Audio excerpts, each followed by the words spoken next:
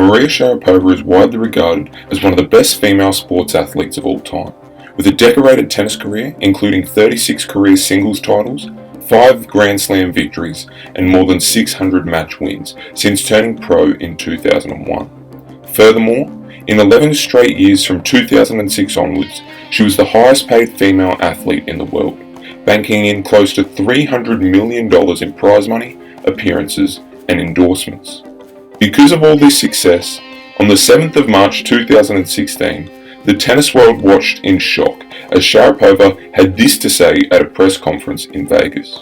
I wanted to let you know that a few days ago I received a letter from the ITF that I had failed a drug test at the Australian Open. I did fail the test and I take full responsibility for it. I thought it was very important for me to come out and speak about this in front of all of you because throughout my long career I have been very open and honest about many things, and I take great responsibility and professionalism in my job every single day, and I made a huge mistake. And I know that with this I face consequences, and I don't want to end my career this way, and I really hope that I will be given another chance to play this game. And the consequences definitely came. On the 6th of June, an independent tribunal appointed by the ITF concluded that, under Article 9.1, the player is automatically disqualified in respect of her results in the 2016 Australian Open Championship, forfeits 430 WTA ranking points and prize money of $281,633 Australian dollars obtained in that competition. Under Article 10.2, the period of ineligibility to be imposed is 2 years. Just like that, the world's most influential female athlete was suspended. Support for Sharapova was hard to find, with tennis stars such as Roger Federer, Rafael Nadal, Andy Murray, and Victoria Azarenka all publicly condemning Sharapova's actions. This lack of support came as no surprise to fellow female tennis star Jelena Dokic, who in a recent article made bold statements including, she doesn't want to be friends with the girls on tour, she never spends time in the players' lounge, and it's no real surprise that some players don't have a great opinion of Maria.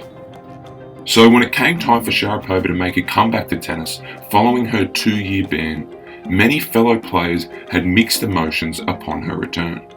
One of the most vocal was Canadian star Eugenie Bouchard, saying this in an interview about Sharapova. And another one of your idols growing up, Maria Sharapova, is that still the case? How do you feel about her being given a wild card into Stuttgart and possibly even the French Open? I don't think that's right. She's a cheater, and so to me, I don't think a cheater in any sport should be allowed to play that sport again. It's so unfair to all the other players who, do it the right way and are true. So, I think from the WTA it sends the wrong message to young kids. Cheat and we'll welcome you back with open arms. So I don't think that's right, and definitely not someone I can say I look up to anymore because it's definitely ruined it for me a little bit. Bouchard has never been too far away from the limelight either. At just 23 years of age, she has reached as high as world number 5 and spent majority of the 2014 and 15 tennis season inside the top 10. However, it is her off-court life that sees her constantly in the headlines.